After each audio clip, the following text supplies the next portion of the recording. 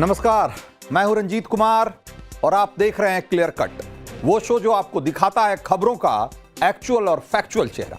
तो चलिए शुरू करते हैं आज का क्लियर कट।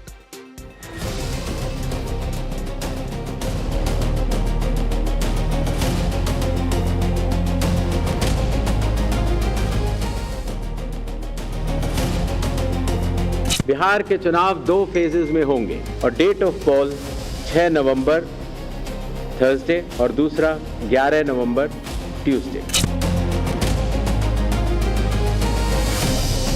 ये आरजेडी कांग्रेस वालों की जमात, जरा कान खोल के मेरे बात सुन लो, ये मोदी की गारंटी है।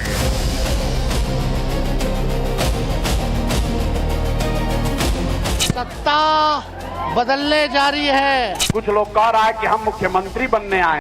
तो बिहार चुनाव की तारीखों का ऐलान हो चुका है और 6 और 11 नवंबर को वोटिंग होगी। 14 नवंबर को पता चल जाएगा कि बिहार की गद्दी पर कौन बैठने वाला है।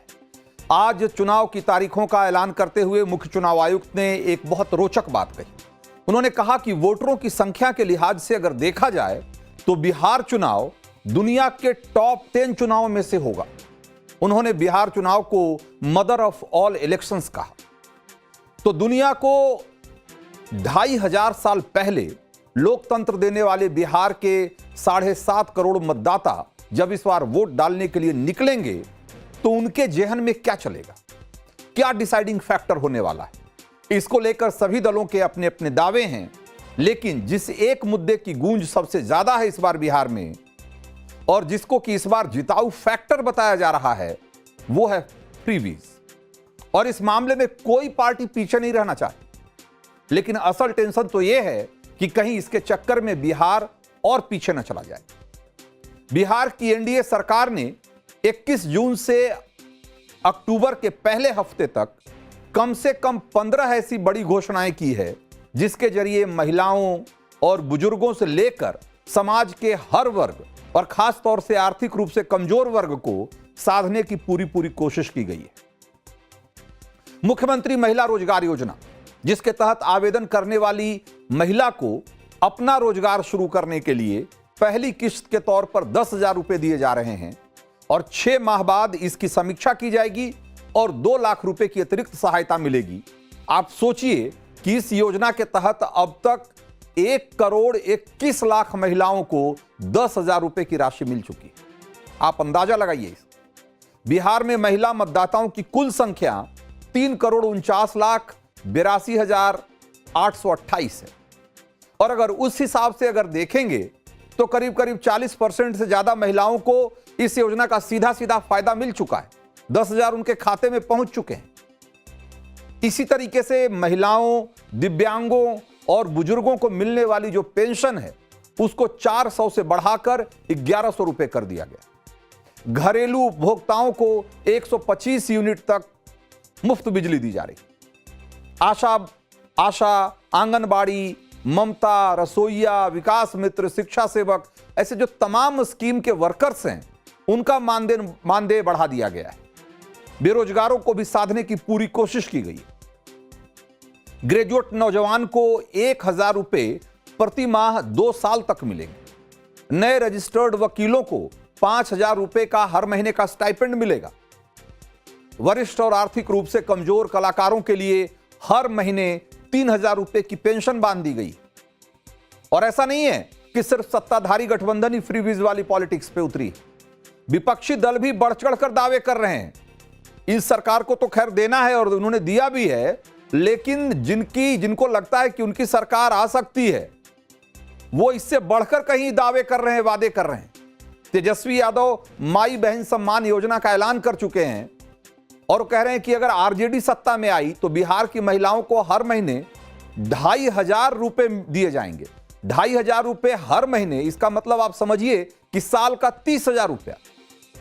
अब सवाल यह है कि घोषणा पर खर्च होने वाले जो पैसा है ये कहां से आएगा भाई?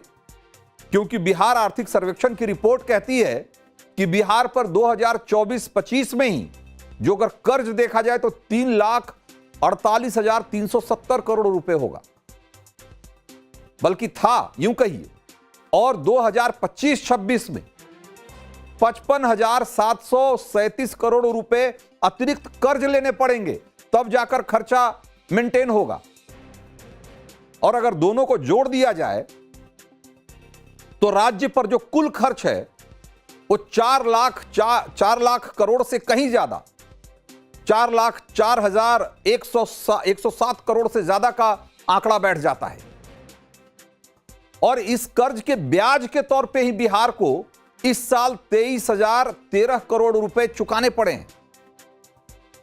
आप सोचिए कि जहां राज्य का 23,000 करोड़ रुपया सिर्फ कर्ज का ब्याज चुकाने में जा रहा है और उसके बावजूद फ्रीवीज की लाइन लगाई जा रही है, तो यह सवाल तो रहेगा ही ना कि चुनाव के पहले वोटरों की जेब भरने का जो फॉर्मूला है वो बिहार के भविष्य पर कितना भारी पड़ने वाला है।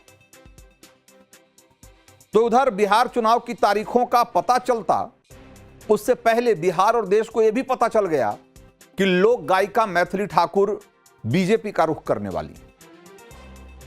और ऐसी अटकलें तब शुरू हुई जब मैथिली ठाकुर ने बिहार प्रभारी विनोद तावड़े और केंद्रीय मंत्री नित्यानंद राय से मुलाकात की। मुलाकात के बाद विनोद तावड़े ने लिखा कि साल 1995 में बिहार में लालू राज आने पर जो परिवार बिहार छोड़कर चले गए, उस परिवार की बिटिया सुप्रसिद्ध गायिका मैथिली ठाकुर जी बदलते बिहार की रफ्तार को देखकर फिर से बिहार आना चाहती।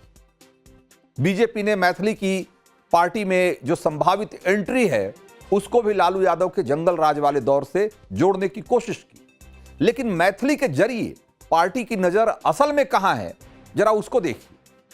बिहार के मधुबनी जिले के बेनीपट्टी की रहने वाली मैथिली ठाकुर इसी साल जुलाई में 25 साल की हुई हैं, यानी कि अब वो चुनाव लड़ने के लिए एक तरीके से उनकी एज जो है वो एलिजिबल हो चुकी हैं, उसके योग्य हो चुकी हैं। साल 2011 में सिर्फ 11 साल की थी मैथिली जब एक टीवी सिंगिंग कंपटीशन में उन्होंने गीत संगीत के मैदान में एंट्री ली थी, और तब से वो लगातार फिल्म, भजन और लोक गीतों को गा रही हैं और काफी लोकप्रिय हैं, खास करके बिहार में, पूर्वांचल में। और आज मैथिली ठाकुर के यूट्यूब चैनल को अगर आप देखेंगे तो करीब 5 मिलियन से ज्यादा उनके सब्सक्राइबर हैं, यानी कि 50 लाख से ज्यादा लोग उनको यूट्यूब पर सब्सक्राइब करते हैं।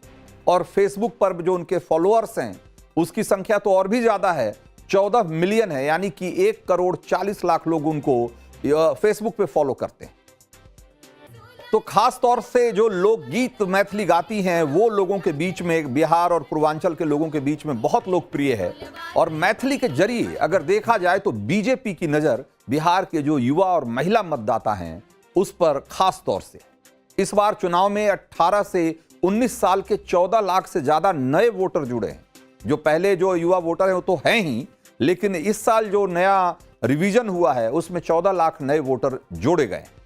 और अगर मैथिली बीजेपी में आती हैं तो एक तरीके से पवन सिंह के बाद ये बिहार के कला जगत से एक दूसरा बड़ा नाम होगा जो पार्टी का दामन